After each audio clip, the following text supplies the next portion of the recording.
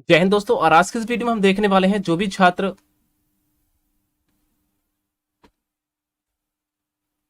BCom second year में है, और आज की इस वीडियो में हम देखेंगे इनकम टैक्स से रिलेटेड कुछ क्वेश्चन। और इस वीडियो में हम 35 क्वेश्चन प्लस देखने वाले हैं, मतलब कि 35 से प्लस होंगे, जो भी 36 भी हो सकते हैं, जो मोस्ट इंपोर्टेंट क्वेश्चन होंगे। आप ही यूनिवर्सिटी की बात करूं, आप चाहे किसी भी यूपी की किसी भी यूनिवर्सिटी से हैं, बुंदेलखंड यूनिवर्सिटी से भी हैं, या फिर आप गोरखपुर यूनिवर्सिटी से हैं, तो आपको क्या है, या फिर हम कह दूं कानपुर यूनिवर्सिटी वाले के लिए 100% है, ठीक है। और आगरा यूनिवर्सिटी वाले के 100% है। एमजेपी आरयू रोहलखंड यूनिवर्सिटी उनके लिए 100% है। एमसीक्यू क्वेश्चन आप देख रहे हैं। पीडीएफ को जरूर डाउनलोड कर लेना, लिंक डिस्क्रिप्शन बॉक्स में दे दूंगा, लेकिन जो गोरखपुर यूनिवर्सिटी के छात्र हैं और डीडी जैसे डीडी यूनिवर्सिटी है और बुंदेलखंड यूनिवर्सिटी जहां से है, इन दो यूनिवर्सिटी ऐसी हैं जिसमें क्या है, कुछ चैप्टर, इसमें से कुछ चैप्टर हटा दिए गए। इनकम टैक्स ही आपका पेपर है, लेकिन उसके कुछ चैप्टर को हटा दिया गया है। तो इसलिए कि आप केवल वीडियो को डाउनलोड, एक्चुअली वीडियो को देखिए, वीडियो को डाउनलोड करके देख सकते हैं। लेकिन जो मोस्ट इंपोर्टेंट कानपुर यूनिवर्सिटी की बात करूं, आगरा यूनिवर्सिटी की बात करूं, एमजीपी, ये पीडीएफ को डाउनलोड कर सकते हैं। इनके लिए 100% रियल, यहां से एक भी क्वेश्चन बाहर नहीं जाएगा। यदि आप क्वेश्चन को एक एक क्वेश्चन को देखेंगे, मोस्ट इंपोर्टेंट क्वेश्चन है आपके लिए, तो सभी छात्रों से कहना चाहूंगा कि पीडीएफ को डाउनलोड कर ले। बाकी डीयू यूनिवर्सिटी और बीयू यूनिवर्सिटी, डीडी यूनिवर्सिटी और बीयू यूनिवर्सिटी, ये छात्र डाउनलोड ना करें पीडीएफ को, बस आप वीडियो को देख ले, यहीं से आप क्लियर हो जाएंगे, ठीक है। बाकी अपने जो आपके पास शॉर्ट क्वेश्चन होंगे, जो अति लघु उत्तर क्वेश्चन बोला जाता है इसे, वेरी शॉर्ट क्वेश्चन, उन क्वेश्चनों को पढ़ लेना, वहीं से क्वेश्चन आपके मिल जाएंगे। बाकी इससे कोई बेहतर और कुछ मेरे पास रास्ता नहीं है जिसे आपको दे पाऊं, क्योंकि उसका सिलेबस अलग है, ठीक है। थोड़ा सा चेंजेस है, कुछ चैप्टर वहां से हटा दिए गए, हमारे में कुछ चैप्टर एक्स्ट्रा हैं, और वो मतलब चैप्टर की बात की जाए, हमारे जो सिलेबस हमने जो दे रखा है उसमें चैप्टर अलग है, उसमें चैप्टर अलग है, लेकिन कुछ चैप्टर सेम है। तो इसलिए आपको जो चैप्टर आपको सेम लगता है वो पीडीएफ देख सकते हैं, वीडियो आपके डिस्क्रिप्शन बॉक्स में दे रखा है। तो स्टार्टिंग करते हैं यहाँ। और देखिए इस क्वेश्चन की यदि बात की जाए तो देखिए यहाँ इनकम टैक्स के पहले क्वेश्चन में हम यहाँ देखेंगे, देखिए कुछ आयकर से, देखिए जो चैप्टर हमारा पहला बनने वाला है वो है आयकर। आयकर का एक परिचय हम देंगे, आपको आयकर का परिचय देंगे इस वीडियो में, आयकर के बारे में देखेंगे। उसके बाद में हम आयकर के कुछ क्वेश्चनों को देखने के बाद में जो मोस्ट इंपोर्टेंट रहेंगे, उसके बाद में निवास स्थान और कर दायित्व के बारे में देखेंगे। और तीसरा जो पॉइंट देखेंगे वो देखेंगे कर से छूट। ये 3 चैप्टर इस वीडियो में क्लियर करेंगे, और बाकी उसके बाद में एक्स्ट्रा क्वेश्चन को देखेंगे। तो आज की वीडियो कैसी लगी कमेंट सेक्शन में जरूर बताना, ठीक है। और हाँ, दोस्तों को शेयर जरूर कर देना। और पीडीएफ को अपने वीडियो डाउनलोड नहीं किया तो पीडीएफ को डाउनलोड कर लेना, लिंक डिस्क्रिप्शन बॉक्स में दे रखा है। और सारी वीडियो आप देखना चाहते हैं इनकम टैक्स वगैरह की, कॉस्ट अकाउंटिंग की, या फिर और किसी की भी, तो आपका लिंक डिस्क्रिप्शन बॉक्स में वो भी दे रखा है, तो वीडियो देख सकते हैं। देखिए यहाँ बात करने वालों पैसे को पहले क्वेश्चन की, तो पहला क्वेश्चन सबसे बहुत ज्यादा इंपॉर्टेंट है कि आयकर लगाया गया था, तो भारत में सबसे पहले आयकर कब लगाया था, ये बहुत जरूरी है क्वेश्चन। ये आयकर की जब परिचय की बात की जाती है तो यहां से एक क्वेश्चन बनता है कि भारत में सर्वप्रथम आयकर कब लगाया गया था। तो सभी का आंसर आना चाहिए ऑप्शन नंबर क्या, 1860 में। तो याद रखिए आयकर को जो लगाया गया था वो 1860 में लगाया गया था, तो ऑप्शन नंबर ए परम सत्य आंसर होगा।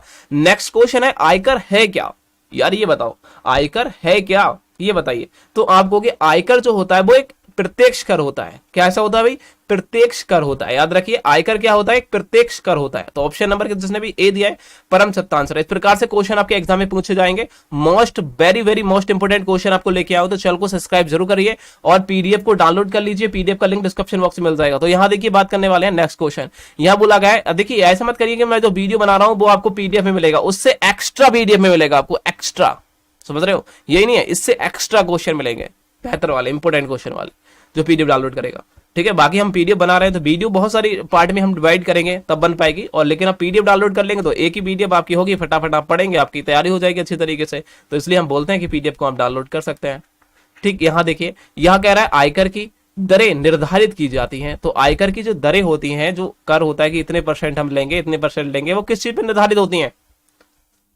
बताइए। तो आप कहेंगे वित्त अधिनियम द्वारा ये क्या होती है, ये निर्धारित की जाती है। तो ऑप्शन नंबर जिसने भी दिया है बी परम सत्य आंसर है। नेक्स्ट क्वेश्चन है करदाता की सकल कुल आय निकालने के लिए कुल कितने शीर्षक होते हैं, सभी लोग आंसर देंगे। तो इसके होते हैं ऑप्शन नंबर सी 5 शीर्षक होते हैं। याद रखिए जो करदाता होता है, जो कर को देता है, उसकी सकल कुल आय निकाली जाए, ठीक है, तो निकालने के लिए जो शीर्षक होते हैं वो 5 शीर्षक होते हैं। इस बात को याद रखिए, ऑप्शन नंबर यहां सी परम सत्य आंसर होगा। नेक्स्ट क्वेश्चन यहां बोला गया है कि वर्तमान आयकर अधिनियम निम्न प्रकार में से किया जाता है, बताइए। देखिए जो वर्तमान में आयकर अधिनियम है वो निम्न प्रकार से जाना जाता है, तो वो कौन सा अधिनियम है जो अभी हाल ही में जाना जाता है, ठीक है, वर्तमान में। तो सभी का ऑप्शन नंबर क्या आना चाहिए? ऑप्शन नंबर आना चाहिए आयकर अधिनियम 1961। 1961 अधिनियम है, ये वर्तमान में जाना जाता है। ठीक है, तो ऑप्शन नंबर जिसने भी दिया है डी परम सत्ता आंसर हो जाएगा। नेक्स्ट क्वेश्चन यहां बोला गया है प्रत्येक वर्ष 1 अप्रैल से प्रारंभ होने वाली 12 महीने की अवधि को कहा जाता है, सभी लोग बताएंगे। 1 अप्रैल से प्रारंभ होने वाली 12 महीने की अवधि को कहा जाता है, तो आप कहोगे वित्तीय वर्ष कहा जाता है। 12 वर्ष की जो 12 महीने की जो अवधि होती है, 1 अप्रैल से प्रारंभ हो और 12 महीने की जो अवधि होती है, उसे हम वित्तीय वर्ष बोलते हैं।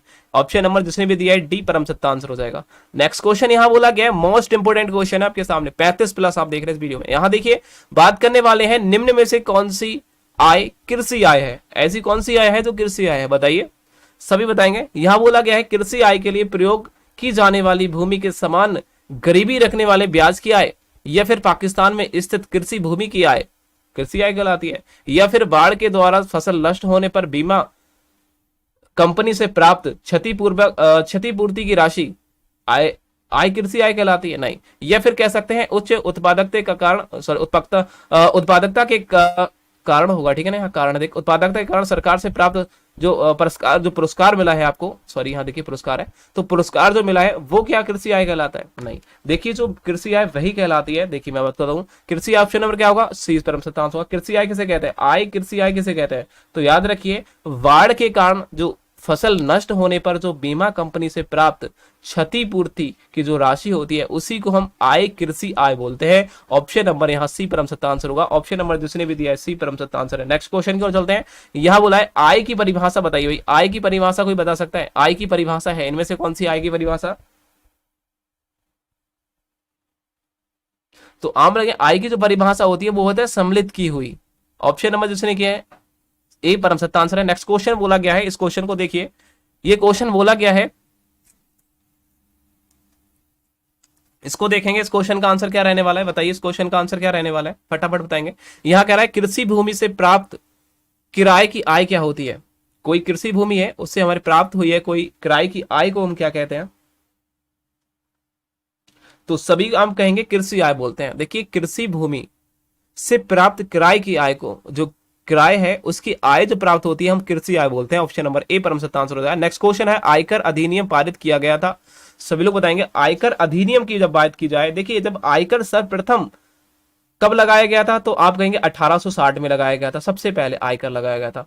लेकिन अधिनियम कब पारित किया गया था, तो 1900 सॉरी तब देख पारित करने की जब बात करें तो 1961 में पारित किया गया था। याद रखेंगे इस बात को, आयकर कब लगाया गया था, तो सबसे पहले कब लगाया गया था, 1861 में, ठीक है। उसके बाद में बात करें आयकर अधिनियम पारित कब किया गया था, तो आप कहेंगे 1961 में। ऑप्शन नंबर जिसने भी दिया है ए परम सत्ता आंसर है। नेक्स्ट क्वेश्चन यहां बोला गया है कि गत वर्ष में, यह गत वर्ष से तात्पर्य क्या होता है। देखिए गत वर्ष से तात्पर्य है, गत वर्ष किसे कहते हैं, ये बात कही जा रही है, गत वर्ष की बात पूछ रहा है, तो गत वर्ष कहते किसे हैं, बताइए गत वर्ष किसे कहते हैं। तो सभी का ऑप्शन आना चाहिए डी, कर निर्धारित जो निर्धारण वर्ष से, देखिए यहां होगा पूर्व, ठीक है, पूर्व का वित्तीय वर्ष जो होती है वो गत वर्ष कहलाती है। कर निर्धारण वर्ष से पूर्व का वित्तीय वर्ष वो क्या कहलाती है, गत वर्ष कहलाती है। तो ऑप्शन नंबर जिसने कहा है डी परम सत्ता आंसर है। नेक्स्ट क्वेश्चन यहां बोला गया है कृषि फॉर्म के मैनेजर को मिलने वाला वेतन क्या होता है। जो कृषि फॉर्म होता है, कृषि फॉर्म होता है, उसके जो मैनेजर को जो मिलने वाला वेतन है वो क्या बोलते हैं, तो आप कहेंगे वेतन से आय बोलते हैं, ठीक है। जो वेतन होता है उसे वेतन से आय बोला जाता है, ठीक। ऑप्शन नंबर क्या है, बी परम सत्ता आंसर होगा। नेक्स्ट क्वेश्चन है आयकर की गणना की जाती है, सभी लोग बताएंगे आयकर की गणना की जाती है,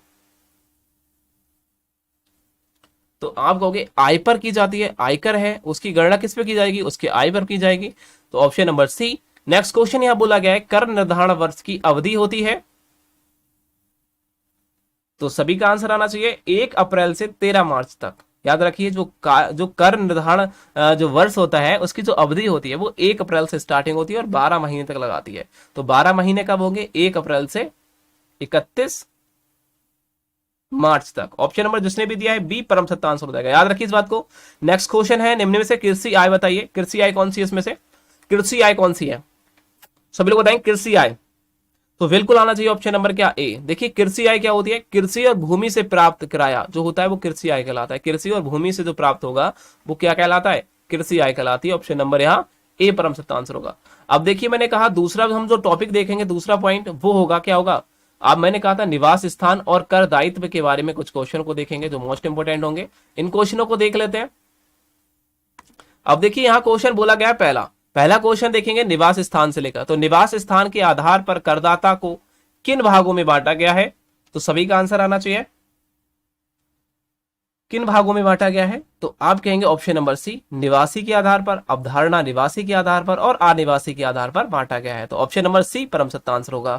नेक्स्ट क्वेश्चन, ऐसे ही क्वेश्चन आपके एग्जाम में देखने को मिलेंगे जो मोस्ट ज्यादा इंपोर्टेंट होंगे एग्जाम के लिए, एमसीक्यू क्वेश्चन।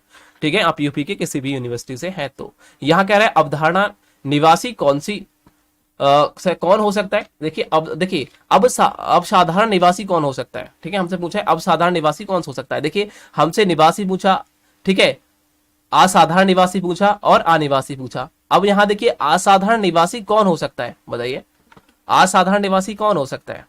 हमसे उसमें से एक पॉइंट उठा लिया तो आप कहोगे जो हिंदू अविभाजित परिवार जो होता है वो असाधारण निवासी होता है। हिंदू, याद रखिए, हिंदू अविभाजित जो परिवार होता है वो असाधारण निवासी होता है। ऑप्शन नंबर यहाँ डी परम सत्य आंसर होगा, इस बात को याद रखिएगा, मोस्ट इंपोर्टेंट क्वेश्चन है। नेक्स्ट क्वेश्चन बोला गया है एक सरकारी कर्मचारी को जो भारत का नागरिक है, मान लीजिए एक सरकारी कर्मचारी है वो भारत का नागरिक है और विदेश में सेवा करते समय भारत सरकार द्वारा दिया गया वेतन क्या हुआ। यदि वो भारत का नागरिक है और वो विदेश में सेवा कर रहा है, मतलब कहां कर रहा है भाई, विदेश में सेवा कर रहा है, और यदि भारत सरकार उसे वेतन दे तो उसे क्या कहेंगे।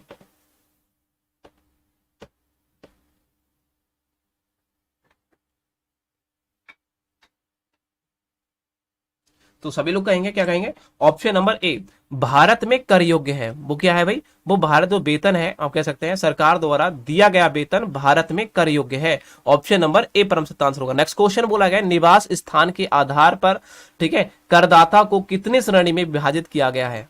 तो देखिए जब निवास स्थान के आधार पर बात की जाए तो करदाताओं को कितने श्रेणी में विभाजित किया गया है, तो सभी का आंसर आना चाहिए ऑप्शन नंबर 3। अभी हमने बताया था निवास, असाधारण निवास और अनिवास बताया था हमने निवास के स्थान पर, तो वही तो ऑप्शन नंबर 3 मैंने ऊपर सबसे पहले बताया था पहले क्वेश्चन में, तो वही 3 भागों में। नेक्स्ट क्वेश्चन है भारत में, ठीक है, यहां बोला है उपार्जित आय डॉट डॉट के लिए कर योग्य होगी। सभी लोग बताएंगे कर योग्य होगी किसके लिए होगी, तो ऑप्शन नंबर 5 में का आना चाहिए सभी के लिए। यहां देखिए असाधारण निवास के लिए, अनिवासी के लिए और निवासी के लिए, तो ऑप्शन नंबर जिसने दिया है सभी बिल्कुल राइट है। ठीक है, उपार्जित आय भारत में उपार्जित आय डॉट डॉट के लिए योग्य होगी, तो निवासी के लिए होगी, अनिवासी के लिए और असाधारण निवासी के लिए भी होगी। नेक्स्ट क्वेश्चन यहां पूछा गया है करदाता की निवासी स्थिति प्रत्येक वर्ष क्या होती है। सभी लोग बताएंगे जो करदाता की निवासी जो स्थिति होती है वो प्रत्येक वर्ष कैसी होती है, तो आप कह सकते हैं बदल सकती है। प्रत्येक वर्ष कैसी भाई, करदाता की स्थिति बदल सकती है। वो अभी महल में रह रहा है तो कल शीश महल बनवा सकता है, तो वही चीज है ना। हाँ, नेक्स्ट क्वेश्चन यहां बोला गया है एक भारतीय नागरिक को गत वर्ष में रोजगार हेतु विदेश जाता है। गत वर्ष में क्या है, वो रोजगार के लिए कहां जाता है, विदेश जाता है। और यहां बोला गया है निवासी के लिए भारत में कम से कम ठहरना होगा। निवासी को भारत में कम से कम ठहरना होगा। बताइए यदि मान लीजिए एक भारतीय नागरिक है वो गत वर्ष के लिए रोजगार के हेतु विदेश जाता है और यदि निवास के लिए, ठीक है, निवास के लिए भारत में कम से कम कितना ठहरेगा, तो कितना ठहर सकता है वो निवास में, तो आप कहोगे 182 दिन ठहर सकता है। ऑप्शन नंबर क्या होगा, उसे ठहरना होगा, मतलब कि ठहरना होगा 182 दिन ठहरना होगा। तो ऑप्शन नंबर जिसने भी दिया है क्या, ए परम सत्य आंसर होगा। हमने कहा था 3 पॉइंट्स, और तीसरी पॉइंट है जो मोस्ट इंपोर्टेंट आता है वो है कर से छूटे। तो इस चैप्टर से जो कर से छूटे से रिलेटेड जो क्वेश्चन बनते हैं उनसे देख लेते हैं कर से कौन कौन सी छूटे मिलती हैं। तो कृषि आय है, तो आप कहोगे कृषि आय किस प्रकार की आय है, तो आप कहोगे ये कर मुक्त आय है, इस पे कोई कर नहीं लगता है।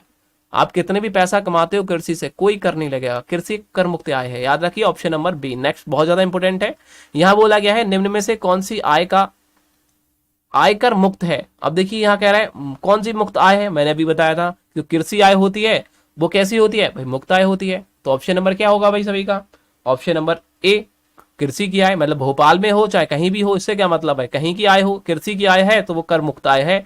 ऑप्शन नंबर क्या होगा, ए रहेगा। नेक्स्ट क्वेश्चन यहां बोला गया है कि कर मुक्त आय का उल्लेख आयकर अधिनियम की किस धारा में किया गया है? तो आयकर अधिनियम की कौन सी धारा में मुक्त आय का, जो समय कृषि आय है, उसका उल्लेख किया गया है? कौन सी धारा है? तो सभी कहेंगे धारा नंबर 10, ऑप्शन नंबर ए, धारा 10 में किया गया है।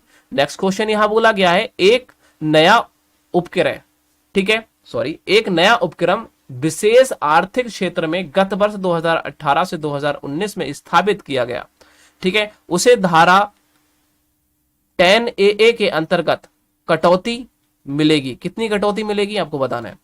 धारा 10AA के तहत कितनी कटौती मिलेगी उसे? तो आप कहोगे ऑप्शन नंबर डी, 15 कर जो निर्धारण वर्ष होगा, ऑप्शन नंबर डी परम सत्य आंसर हो जाएगा, option number D.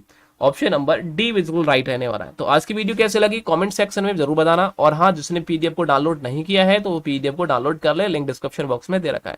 Next video में हम वेतन से आय के बारे में देखेंगे, जो मोस्ट इंपोर्टेंट होगा वो पार्ट नंबर 2 होगा। उसके बाद में पार्ट नंबर 3 को देखेंगे, ठीक है। यदि हो सकता है पार्ट नंबर 4 बनाएं, वरना जो भी बनेंगे प्ले लिस्ट में आपके ऐड होते रहेंगे, प्ले लिस्ट में आप जाके देख सकते हैं। तो मिलते हैं नेक्स्ट, तब तक के लिए जय हिंद दोस्तों।